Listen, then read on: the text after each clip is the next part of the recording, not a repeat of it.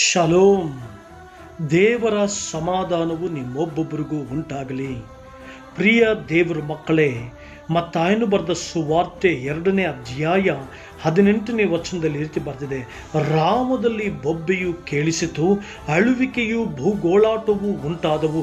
ರಾಹೇಲಳು ತನ್ನ ಮಕ್ಕಳಿಗೋಸ್ಕರ ಅತ್ತೊತ್ತು ಅವರು ಇಲ್ಲದೆ ಹೋದದಕ್ಕಾಗಿ ಸಮಾಧಾನ ಹೊಂದಲೊಲ್ಲದೆ ಇದ್ದಳು ಎಂಬುದು. ಪ್ರಿಯ ದೇವರ ಮಕ್ಕಳೇ, ನಿಮ್ಮ ಜೀವಿತದಲ್ಲಿಯೂ ಕೂಡ ಈ ಪರಿಸ್ಥಿತಿ ಇರ್ಬೋದು. ಅವತ್ತು ರಾಹೇಲಳು ಹತ್ತತ್ತು ಗೋಳಾಡಿ ತನಗೆ ಮಕ್ಕಳು ಇಲ್ಲದೆ ಹೋದುದಕ್ಕಾಗಿ ಸಮಾಧಾನ ಹೊಂದಲೊಲ್ಲದೆ ಸಂಕಟ ಪಡ್ತಾ ಇದ್ಲು. ಆಕೆ ಜೀವಿತದಲ್ಲಿ ಸಂಕಟವಿತ್ತು, ಆಕೆ ಪ್ರಾಣಾತ್ಮ ಶರೀರಗಳಲ್ಲಿ ಸಂಕಟವಿತ್ತು. ಅಯ್ಯೋ, ನನಗೊಬ್ಬ ಮಗನಿಲ್ಲವೇ, ಏನೆಲ್ಲ ಮಾಡಿದ್ರು ಕೂಡ, ಗಂಡನೆಷ್ಟು ಪ್ರೀತಿಸಿದ್ರು ಕೂಡ, ಗಂಡನು ಎಲ್ಲರಿಗಿಂತ ಹೆಚ್ಚು ನನ್ನನ್ನು ಪ್ರೀತಿಸಿದ್ರು ಕೂಡ ನನಗೊಬ್ಬ ಮಗನಿಲ್ವೇ, ನನಗೆ ಮಕ್ಕಳಿಲ್ವೇ ಅನ್ನುವಂಥ ಪ್ರಾಣ ಸಂಕಟವಿತ್ತು. ಆ ಪ್ರಾಣ ಸಂಕಟದಲ್ಲಿಯೇ ಹತ್ತೊತ್ತು ಗೋಳಾಡಿದಳು.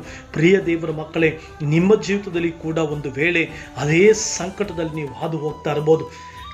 ಜೀವನಮಾನದಲ್ಲೆಲ್ಲ ದುಡಿದು ಹಣ ಗಳಿಸಿರ್ಬೋದು.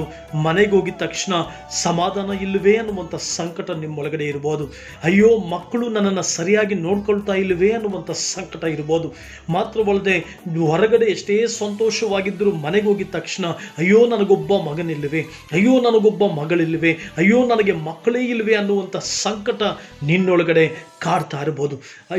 ಮಾತ್ರವಲ್ಲದೆ ನಿನ್ನ ಜೀವಿತದಲ್ಲಿ ಏನೆಲ್ಲ ಪ್ರಯತ್ನಗಳು ಪಟ್ಟು ಸಕ್ಸಸ್ ಆಗಿ ಹೊರಗಡೆ ಹೋಗಿ ಎಲ್ಲ ಕಡೆಗಳಲ್ಲೂ ಸಕ್ಸಸ್ ಆಗಿ ಜಯ ಹೊಂದಿ ಮನೆಗೆ ಬಂದಾಗ ಅಯ್ಯೋ, ನನಗೊಂದು ಮದುವೆ ಆಗಲಿಲ್ಲವೇ, ನನಗಂತ ಒಂದು ಸಂಸಾರ ಇಲ್ಲವೇ, ನನಗಂತ ಒಂದು ಕುಟುಂಬ ಇಲ್ಲವೇ, ನಾನು ಒಬ್ಬಂಟಿಗನೇ, ನನಗೆ ಯಾರು ಇಲ್ಲವೇ, ಎಲ್ಲರೂ ಇದ್ದರೂ ಕೂಡ ಯಾರು ಇಲ್ಲದ ಅನುಭವ ನೀವೊಂದು ವೇಳೆ ನಿಮ್ಮದಾಗಿರ್ಬೋದು.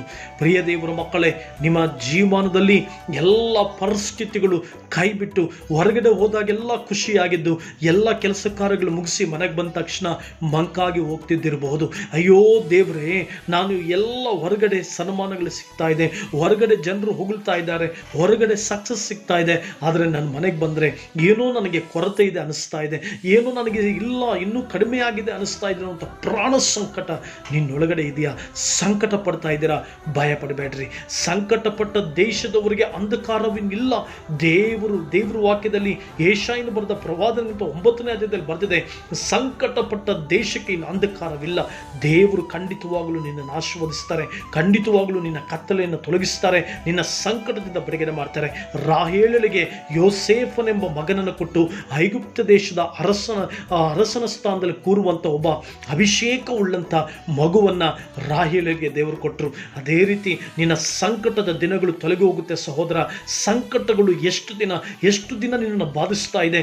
ಮದುವೆ ಇಲ್ವಲ್ಲ ಅನ್ನುವಂಥ ಸಂಕಟ, ಮಕ್ಕಳು ಇಲ್ವಲ್ಲ ಅನ್ನುವಂಥ ಸಂಕಟ, ಬಿಸ್ನೆಸ್ಸಲ್ಲಿ ಇಂಪ್ರೂವ್ ಆಗ್ತಾ ಇಲ್ವಲ್ಲ ಅನ್ನೋ ಸಂಕಟ, ಸೇವೆಯಲ್ಲಿ ಅಭಿವೃದ್ಧಿ ಆಗ್ತಾ ಇಲ್ವಲ್ಲ ಅನ್ನುವಂಥ ಸಂಕಟ, ಯಾವುದೇ ಸಂಕಟ ನಿನ್ನನ್ನು ಕಾಡ್ತಾ ಇದ್ರು ಭಯಪಡಬೇಡ.